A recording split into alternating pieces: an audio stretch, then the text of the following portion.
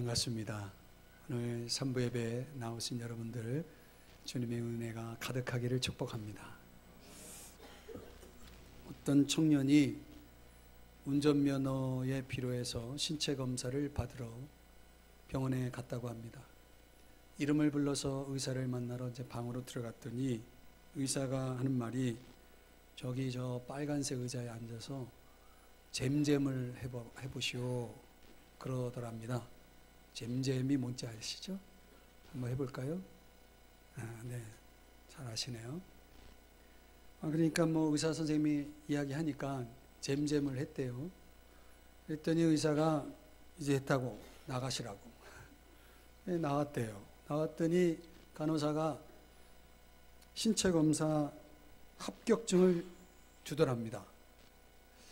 아니 무슨 신체 검사 합격증을 왜 주냐고, 난 검사도 아무것도 지금 안 받았는데, 그랬더니 이 기막혀서 이 신체 검사 안 받았으니 그냥 잼잼만 하고 나왔는데 이거 왜 이런 걸 주냐고 하면서 따졌더니 간호사 하는 말이 검사 다 끝났다고. 들어갈 때 이름 불렀죠? 네, 청력 검사 합격입니다. 그 빨간색 의자에 앉으라고 해서 앉았죠? 네, 생명검사 합격입니다. 시력검사 합격입니다. 의사 선생님이 잼잼하라고 했죠? 그래서 했죠? 네, 운동신경도 합격입니다. 하여 신체검사 합격입니다. 안녕히 가세요. 했다는 유머입니다. 하나도 재미없죠. 여러분, 우리가 병원에 가서 신체 검사하는 것 흔한 일이죠. 여러분도 신체 검사 받아보셨을 겁니다. 우리 신앙인들은 영적인 검사를 종종 받아야 됩니다. 영적인 청력, 하나님의 음성을 듣는 귀가 건강한가요? 잘 들리시나요? 하나님이 보여주시는 것을 볼 수 있는 영적인 시력은 어떤가요? 색을 분별하는 생명검사를 받는 것처럼 이 세상을 분별할 수 있는, 하나님의 뜻과 세상을 분별할 수 있는 분별력은 제대로 살아있나요? 여러분, 신앙인으로서 활발하게 지내고 계시나요? 영적인 운동신경은 살아있나요? 오늘 이 시간 하나님의 말씀을 들으면서 여러분들의 신앙을 깊이 돌아보고 점검하는 이 시간이 됐으면 좋겠습니다. 오늘 성경 7절의 말씀에 보니까 끝부분에 유업을 받을 자라는 단어가 나옵니다. 한번 따라 하십시다. 유업을 받을 자. 이 문자적으로는 상속자라는 뜻입니다. 상속자. 그러니까 하나님 나라의 백성으로서 우리가 소유하게 될 것에 대한 것을 유업이라고 얘기하죠. 그것을 받는다는 얘기입니다. 소유했다는 얘기죠. 그런데 로마서 8장 17절에는 이 상속자는 하늘나라에서 하나님의 유업을 상속하게 되는 이 사람에게는 그리스도와 함께 영광이 주어진다고 그랬습니다. 영광스러움이 여기 주어집니다. 그러니까 상속과 영광이 같이 가는 겁니다. 근데 고린도후서 4장 17절에는 이 영광을 땅의 영광과 비교해서 지극히 크고 영원한 영광이라고 수식어를 3가지를 붙이고 있습니다. 이 땅에서 인간이 누릴 수 있는 영광이라고 하는 것은 커도 얼마나 큽니까? 그저 작을 뿐이죠. 영원합니까? 찰나적이죠. 한시적이죠. 그러니까 이 땅에서 우리가 누릴 수 있는 영광이라고 하는 것과 비교했을 때 하늘의 영광이라고 하는 것은 지극히 크고 영원하다. 믿으십니까? 그러한 영광스러움이 있는 상속자가 되어 있다는 것. 이게 뭐냐면 우리가 그동안 3장에서부터 전개되어 왔던 갈라디아서의 주제는 어떻게 우리가 의로워질 수 있느냐라는 주제와 의로워진 자들에게 주어지는 결과에 대한 내용입니다. 거기에 연장선에서 의로워진 자, 믿음으로 의로워진 자들에게 주어지는 결과의 3번째가 뭐냐면 유업을 받는다는 것입니다. 한번 따라 하십시다. 유업을 받을 자. 그렇다면 여러분은 유업을 받을 자입니까? 여러분에게 믿음이 있습니까? 믿음으로 의로워졌음을 믿으십니까? 그러면 여러분 하나님의 유업을 받을 자입니다. 말하자면 하나님의 상속자가 되었다는 것입니다. 여러분 별로 놀라지도 않아요. 이런 얘기를 할 때. 여러분 입이 벌어져야 됩니다. 여러분이 뭐 대기업의 회장에 속한 상속자라고 생각해 보세요. 그런 건 대단해 보이죠? 그런 거 별로 관심 없어요. 하나님의 유업을 받는다고 해도 여러분 표정이 별로 큰 요동이 없는 거 보니까 아직 개념을 깨닫지 못하고 있는 것 같습니다. 그 영광스러움에 대해서 사도 바울은 에베소서에서 빌립보서에서 계속 성경에 보면 그것을 좀 볼 수 있는 눈, 그 눈을 갖게 해달라고 계속 기도를 합니다. 그러니까 우리가 아직 실감을 못하는 거죠. 내가 받아야 될 상속이 어느 정도인지에 대한 실감이 없기 때문에, 그 개념이 분명하지 않기 때문에 아직 하나님 나라의 유업을 받을 자로서의 삶의 모습이 온전하지 않은 거죠.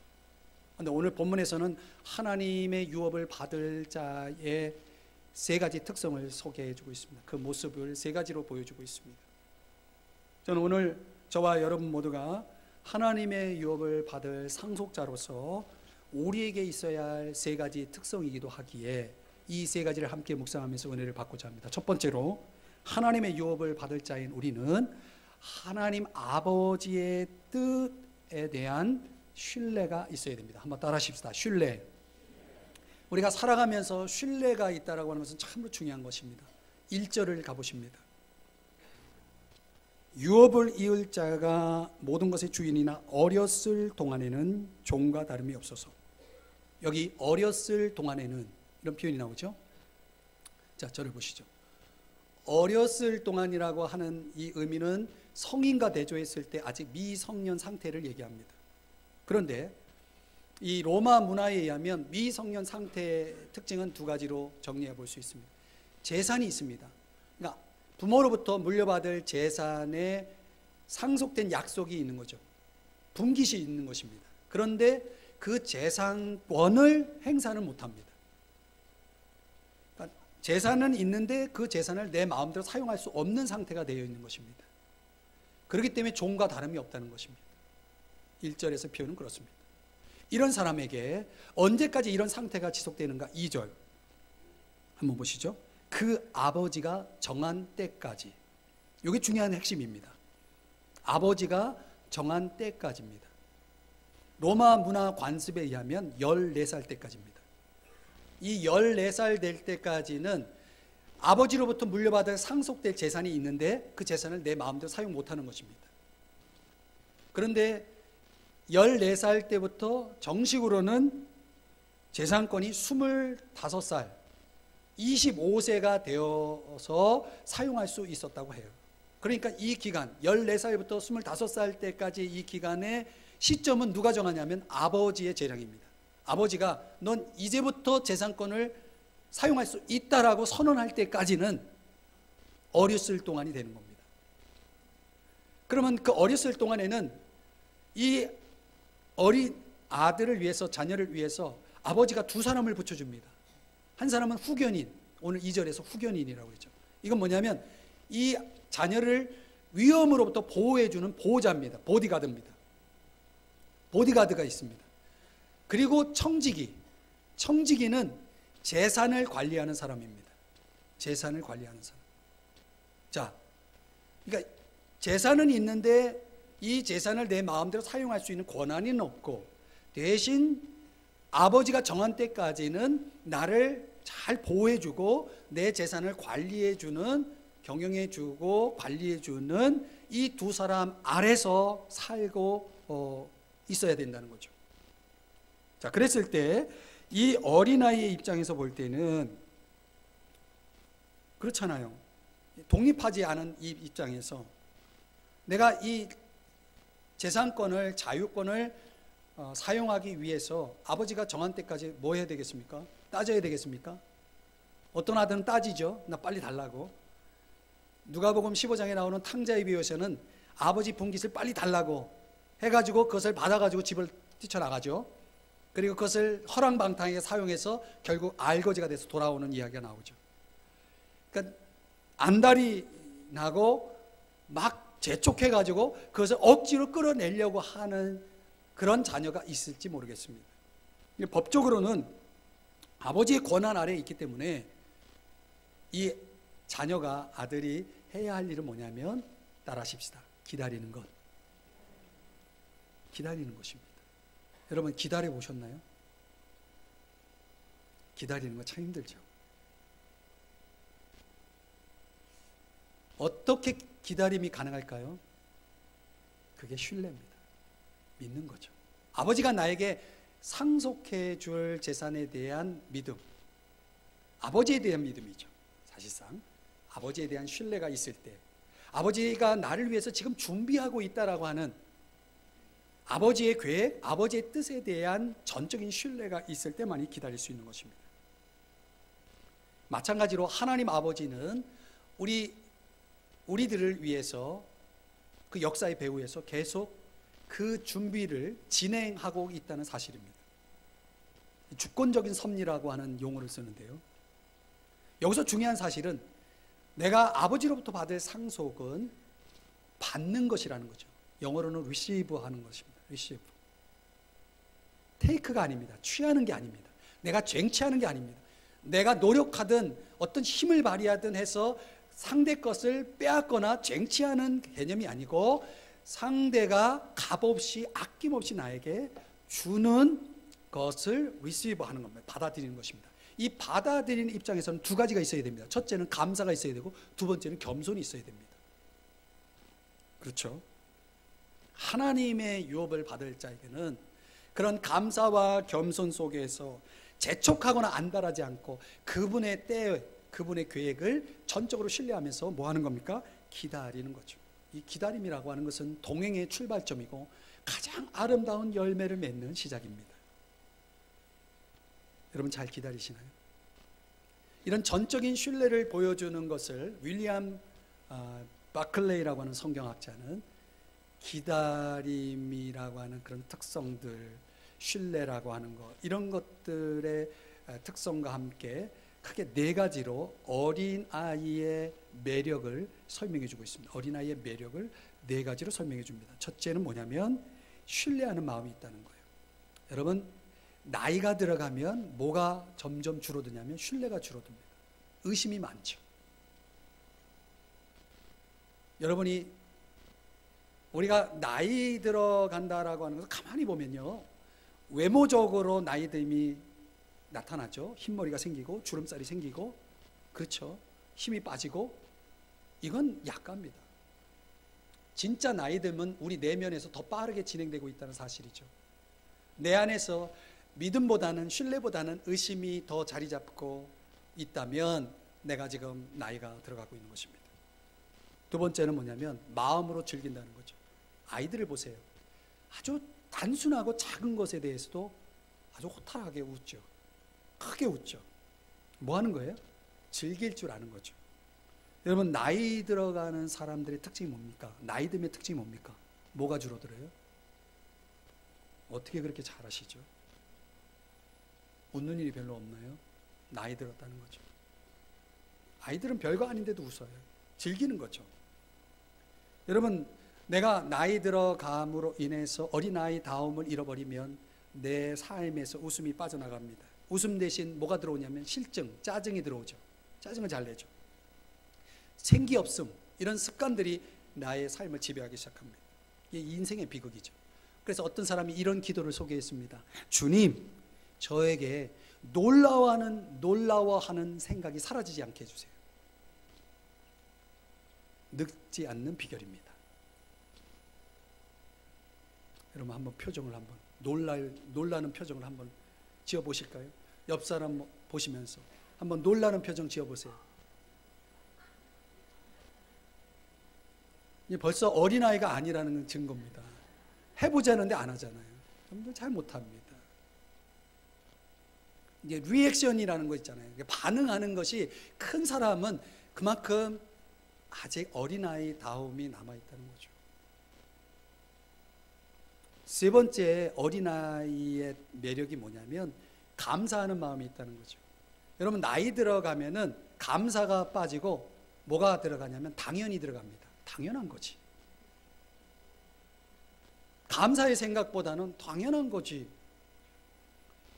여러분, 우리가 신앙인이 감사가 빠져나가면 그때부터는 끝장입니다. 신앙은 병들어 있는 상태가 아니고 죽어 있는 상태라고 보면 됩니다. 어린아이는 자기에게 집중되어 있는 모든 자기와 관련되어 있는 것들에 대해서 감사의 생각이 항상 살아있습니다. 가만히 보세요. 나이 들어가면 감사가 줄어든다고 그러죠. 그래서 네 번째는 순진성입니다. 더럽혀지지 않는 그런 깨끗함이 아이들에게 있는 거죠. 나이 듦의 특징이 뭡니까? 이게 없어지는 거예요. 이게 순진함이 없어지는 것입니다. 그래서 이 윌리엄 바클레이는 이런 걸 유지하기 위해서는 우리에게 하나님의 특별하신 은혜가 주어져야 된다라고 강조를 했습니다. 저는 틀림없이 맞는 얘기라고 생각합니다. 하나님의 특별한 은혜가 필요해요. 이 나이듦은 외모적인 것의 나이듦도 서러운데 우리 안이 지금 늙어가고 있다는 거예요. 이거를 극복하는 방법은 뭐예요? 은혜가 필요하다는 거죠. 옆 사람에게 슬쩍 인사 좀 해주세요. 은혜를 받읍시다. 은혜를 받으셔야 됩니다. 여러분, 우리가 하나님의 유업을 받을 자라면 나를 향하신 아버지의 뜻을, 아버지의 계획을 전적으로 신뢰할 수 있어야 됩니다. 내가 신뢰한다는 건 뭡니까? 맡길 수 있다는 거예요. 맡길 수 있다는 건 뭡니까? 기다릴 수 있는 거예요. 재촉하지 않아요. 왜? 당연하지. 아버지께서 알아서 해주시겠지. 이런 든든한 믿음의 기초 속에서 뭐가 있습니까? 기다림이 있는 거죠. 맡겨버릴 수 있는 것입니다. 언젠가는 그분의 뜻이 이루어지는 것입니다. 복음성가 가사에 보면은 In His Time이라고 하는 그런 노래가 있습니다. 주님의 시간에 기다려. 주님의 시간에 기다려. 이 기다릴 줄 안다라고 하는 것은 이건 신뢰입니다. 이게 하나님의 유업을 받을 자에게는 반드시 필요합니다. 유업이라고 하는 건 미래적인 거지만 그 미래가 오늘 나에게 주어졌다는 사실을 믿고 신뢰한다면 우리는 그분의 계획 속에서 한 발 한 발 신뢰 속에서 나아갈 수 있다는 거죠. 그래서 기다릴 수 있는 것입니다. 여러분, 재촉하지 마세요. 안달하지 마세요. 기다릴 수 있어야 됩니다. 이게 믿음인 것입니다. 두 번째로, 하나님의 유업을 받을 자인 우리는 아버지의 사랑에 대한 누림이 있습니다. 누림이 있다. 5절을 보실까요? 여기 아들의 명분을 얻게 하셨다. 이 원어로는 휘오데시안이라고 하는 단어를 쓰는데요. 이 휘오데시안이라는 것은 한번 절을 보실래요? 로마 문화에 의하면 어떤 부자가 있습니다. 부자가 있는데 재산이 너무 많아요. 근데 이 재산을 물려줄 자녀가 없어요. 그러면 로마 문화에서는 어떻게 했냐면 이 재산을 물려줄 자녀를 누구한테서 찾냐면 노예들한테서 찾습니다. 노예들 가운데 그들이 과거의 신분이 노예였다는 것은 따지지 않습니다. 이 중에 내가 가장 마음에 드는 한 노예를 아들로 휘오데시안하는 것입니다. 아들의 명분을 주는 것입니다. 이런 걸 가리켜서 입양, 우리 현대적으로는 입양, 양자 삼는다 이렇게 이야기를 하죠. 여러분, 하나님 아버지께서 저와 여러분을 노예 위치에 있었던 저와 여러분을 휘오데시안 아들의 명분을 얻게 하기 위해서 하신 일이 5가지가 오늘 성경에 기록되어 있습니다. 첫 번째로 뭐냐면 저 하늘에 속한 아들을 4절을 보세요. 보내사. 이 보내사라고 하는 단어는 하늘에 소속된 것을 강조하는 단어입니다. 그러니까 하늘에 소속됐다는 것은 하늘의 사람이다. 즉 하나님이라는 뜻이죠. 하나님이신 분이 보냄을 받았다는 것입니다. 아버지의 보냄을 받았다는 거예요. 또 여자에게서 나게 하고, 이거는 참 인간이 되셨다는 거예요. 하나님이신 그분이 보냄을 받아서 이 땅에서 여자에게서 났습니다. 그러니까 참 인간이 되어서 태어난 것입니다. 그리고 4절 보면 율법 아래 나게 하셨다. 이 굉장히 중요한 건데, 이 지구상에 나라가 얼마나 많아요. 그런데 왜 예수님은 이스라엘 사람으로 유대인으로 태어났을까요? 인류를 두 종류로 성경적으로 나누면 유대인과 이방인입니다. 하나님이 인류를 구원해내는 방법 가운데, 하나님의 계획 가운데 뭐가 있냐면 유대인들, 율법을 가지고 사는 유대인들과 율법이 없이 살아가는 이방인들을 다 구원해내는 것입니다. 그 가운데 율법을 가지고 살아가는 사람들은 율법을 지키지 못하면 율법의 저주를 받습니다. 그 율법의 저주를 대신 감당하기 위해서 유대인으로 태어난 겁니다.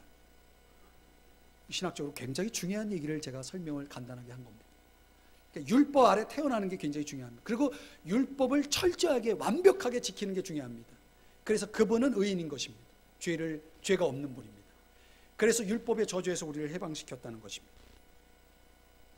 네 번째가 5절에 보면 속량이라는 단어를 씁니다. 이 속량은 어떤 사람에게 자유를 찾아줄 목적으로 지불되는 값을 지불하는 것입니다. 값을 지불하는 것입니다. 이게 바로 십자가의 죽으심을 강조하는 겁니다. 7절에 가보면 하나님으로 말미암아라고 얘기합니다. 이건 뭐냐면 하나님이 주셨다는 거죠. 이게 은혜죠. 선물이죠.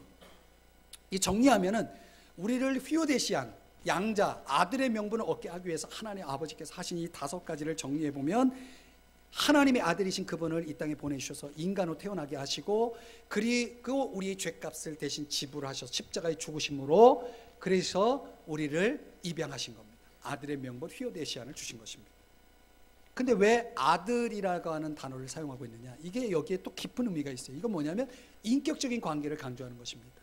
여러분, 우리가 사물을 사랑할 수 있지만 한 인격을 사랑한다는 건 대단한 사건입니다. 우리를 아들로 여긴다라고 하면서 우리를 인격으로 여긴다는 것입니다. 우리 물건이 아닙니다. 우리는 작품이 아닙니다. 인간이고 인격입니다. 그리고 그 인격적 존재가 얼마나 귀합니까? 여러분, 아들 하면 귀하지 않습니까?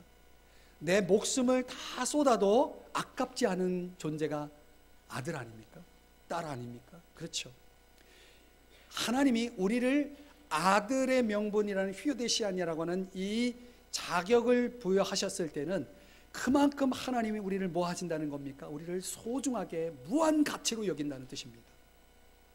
느끼십니까? 깨달으셨나요? 믿으시나요? 유명한 시인인 토마스 캠벌이라고 하는 분이 있는데 이분의 아버지는 글을 못 읽어요. 그래서 책을 읽어본 적이 없는 분입니다. 그런데 그 아들이 시인으로서 유명해졌어요. 그 시집이 계속 나와요. 그 시집이 나올 때마다 아버지에게 그 책을 보내주는 겁니다. 아버지가 읽어봤을까요? No. 읽어볼 수 없습니다. 그런데 어느 날 그 아버지의 손에, 노인이 된 이 아버지의 손에 책 한 권이 들려 있습니다. 사람들이 쳐다봅니다. 저걸 가지고 뭘 하고 있나? 들어보니까 이렇게 말하는 것입니다. 우리 집 토마스 녀석이 이 책을 만들었어. 이 책을 만들었어. 하면서 감격해하는 아버지의 모습을 보고 있는 것입니다. 사랑하는 여러분, 하나님 아버지께서 우리를 향하실 때, 우리를 생각하실 때 그렇게 생각하신다는 거예요. 우리를 너무나 사랑하시는 겁니다. 우리 때문에 너무 감격하시는 겁니다. 기뻐하시는 겁니다. 이럴 때 아멘 좀 나와야죠.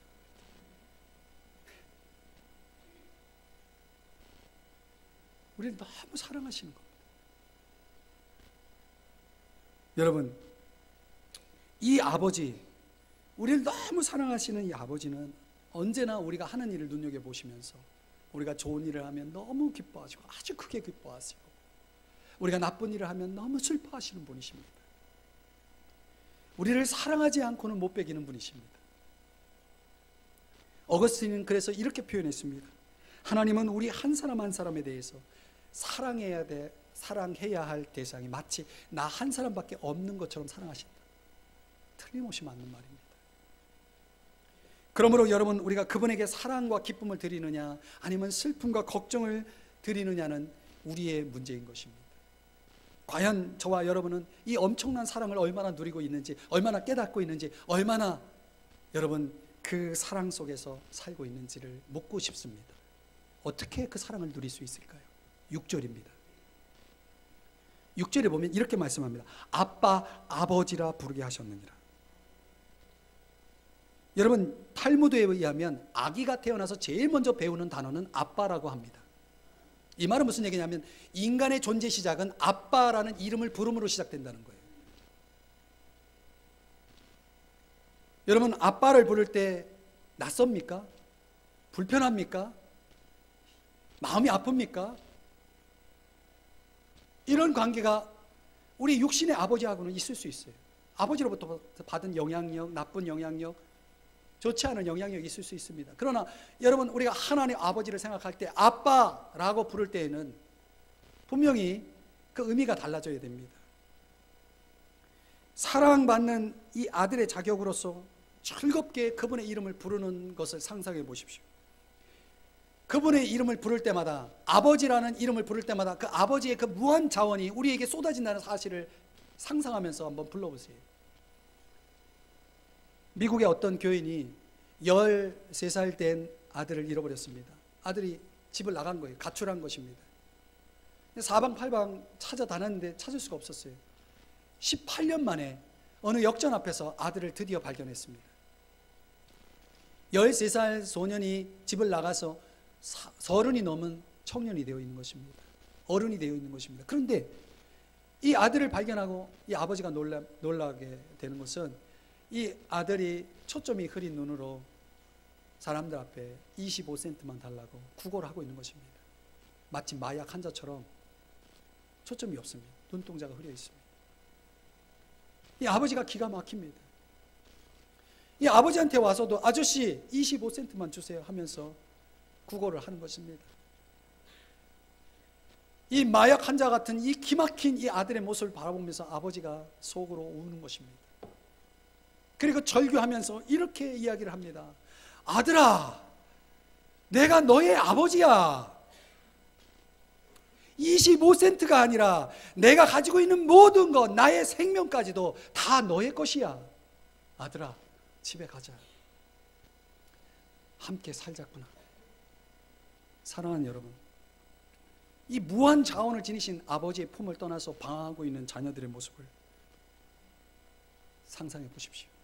혹시 우리의 모습은 아닐까요? 자기 아들을 아끼지 아니하시고 내어주신 이가 어찌 그 아들과 함께 모든 것을 은사로 은혜로 주시지 않겠느냐. 여러분, 아들을 아끼지 않은 분이 우리의 아버지라는 사실을 잊지 마셔야 됩니다. 그분은 더 이상 우리에게 아낄 것이 없는 분입니다. 그러므로 여러분 아버지라 부르십시오. 아버지를 찾으십시오. 그러면 여러분 아무것도 아낄 것이 없는 그분이 뭘 주지 않겠습니까? 아버지를 찾으시나요? 마태복음 7장 11절에는 너희가 악한 자라도 자식에게 좋은 것을 줄 줄 알거든. 하물며 하늘에 계신 너희 아버지께서 구하는 자에게 좋은 것을 주시지 않겠느냐. 여러분 믿습니까? 여러분 악한 아버지도 자식에게 좋은 걸 줄 줄 안 되는 거예요. 하늘에 계신 좋으신 아버지, 무한 자원의 아버지께서 그 자녀들이 아버지를 찾는데, 아버지를 구하는데 좋은 거 주시지 않겠습니까? 그 믿음이 있다면 여러분 어떻게 해야 됩니까? 주님을 찾아야죠. 아버지를 찾아야죠. 여러분 주중에 생각해 보세요. 아버지를 몇 번 찾았는가? 여러분 집 나간 자식처럼 아버지를 찾지 않는 사람들이 너무 많습니다. 이 말은 무슨 얘기냐면 충분히 내 힘으로 살 수 있다는 얘기죠. 아버지 자원 필요 없다는 얘기죠. 천만의 말씀에 요한복음 15장 5절에는 나를 떠나서는 너희가 아무것도 할 수 없다라고 그랬어요. 사실 우리가 아버지의 자원 없이 내 이 제한된 자원 속에 살아간다는 것은 그것은 비참한 것이고 그것은 참으로 불행한 것입니다. 우리의 인생 경영을 위해서 또 하늘의 유업을 상속하기 위해서 내 제한된 자원 속에서 그 해결은 불가능합니다. 그러니 여러분 어떻게 해야 되겠습니까? 부지런히 찾아야죠. 찾을 때 여러분 평안이 있습니다. 아버지의 이름을 부르시는 여러분 되시길 바랍니다. 부지런히 아버지의 이름을 찾고 부르시는 여러분 되시기를 바랍니다. 여러분의 사업장에 골방을 만드세요. 아버지의 이름을 부르는 골방을 만드세요. 공간이 없으면 여러분의 업무를 보는 책상이 여러분의 골방일 것입니다. 아버지의 이름을 부르세요. 저는 습관적으로 아버지라는 용어가 자주 제 입에서 나옵니다. 아버지. 한번 따라 하십시다. 아버지. 아버지의 이름을 부르면 아버지께서 움직이십니다. 아버지의 이름을 찾으시는 여러분 되시길 바랍니다. 우리가 하나님의 유업을 받을 자로서 또 세 번째 특징은 아버지를 알에 있어서 성장한다는 것입니다. 9절을 보시겠습니다. 이제는 너희가 하나님을 알 뿐 아니라, 이게 안다라고 하는 것은 지식, 정보를 통해서 아는 것이 아니라 경험적으로 친밀하게 안다는 것입니다. 여러분, 어떤 사람은 하나님에 대해서 할 말이 없는 사람이 있어요. 들어서 아는 건 있는 것 같은데 막상 내가 얘기하려면 내 얘기가 아니에요. 남의 이야기죠. 여러분, 하나님이 남의 이야기가 되어 있는 사람은 죄송합니다, 하나님 모르는 분이에요. 우리가 얼마든지 내가 내 아버지를, 이 무한자원의 아버지를 내가 모르고 있다는 건 이 얼마나 답답한 일입니까 여러분. 아버지를 경험해야 됩니다. 아버지를 친밀하게 여러분 가까이 하셔야 됩니다. 그런데 우리가 그러려면 노력해야 돼요. 아버지를 알기 위해서 노력해야 됩니다. 그런데 그 다음 이어지는 말씀, 더욱이 하나님이 아신 바 되었거늘. 이번에는 하나님이 아셔야 됩니다. 나는 하나님을 아는데 하나님이 나를 모르면 안 되는 것입니다. 이건 무슨 얘기냐면, 하나님이 아신 바 되었다는 것은 이 알미 하나님이 알게 하시는 은혜라는 것입니다. 그래서 저를 보세요.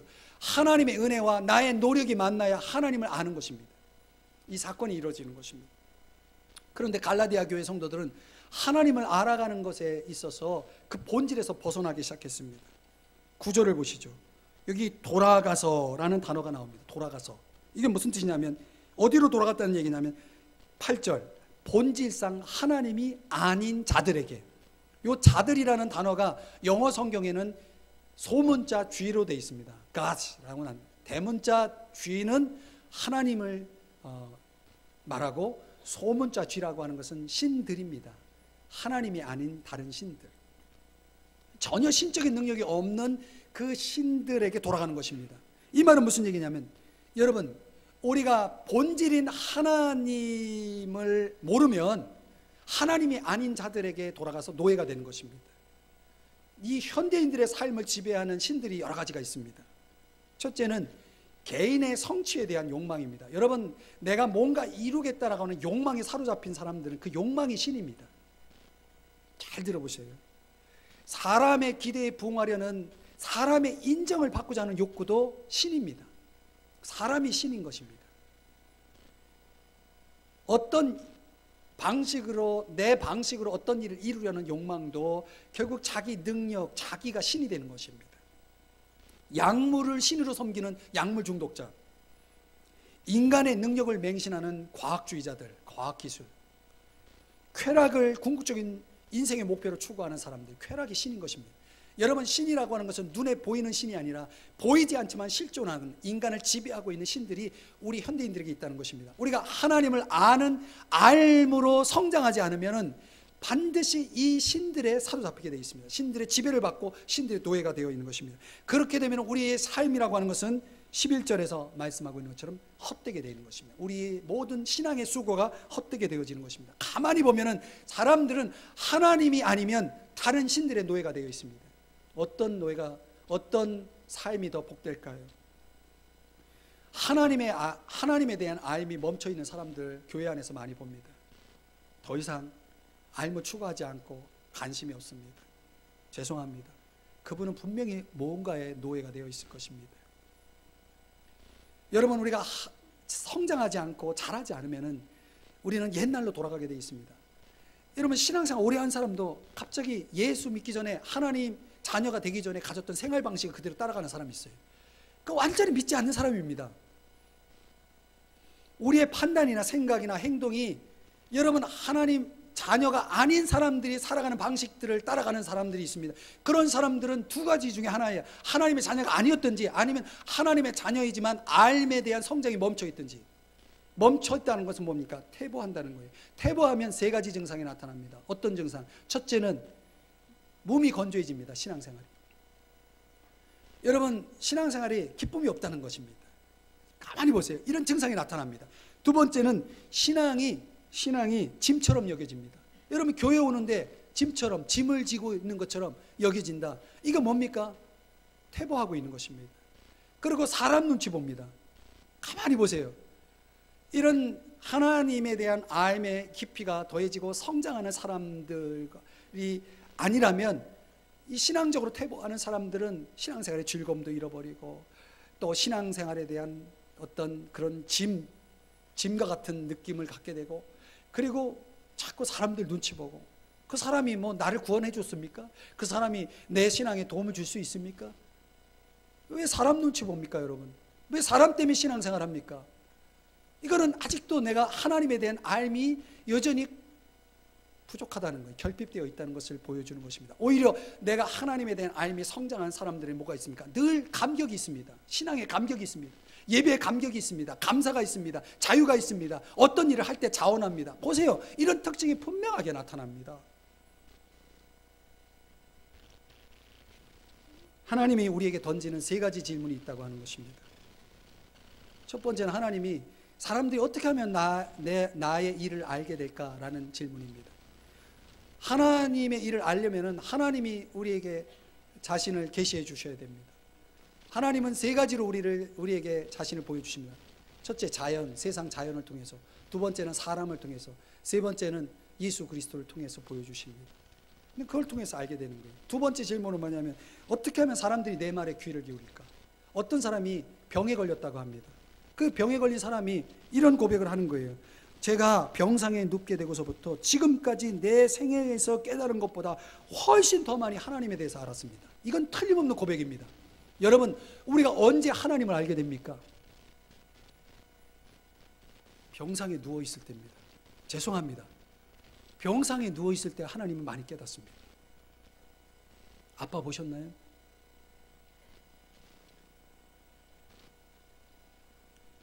여러분, 우리가 하나님 앞에서 언제 그분의 음성에 우리의 귀를 엽니까? 실패했을 때입니다.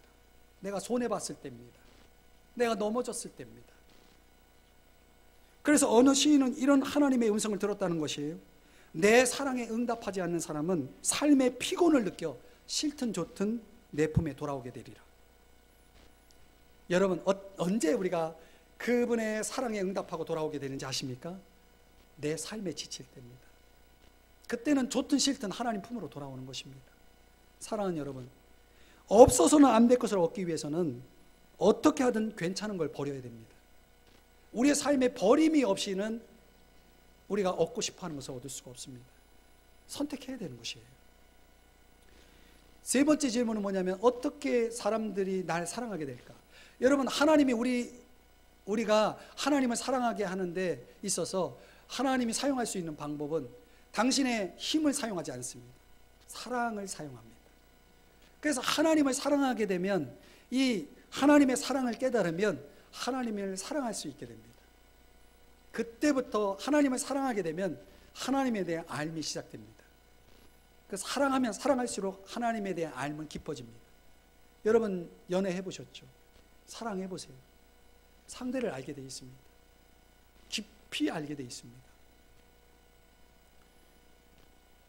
오늘 저와 여러분은 하나님을 얼마나 알고 계시는지요?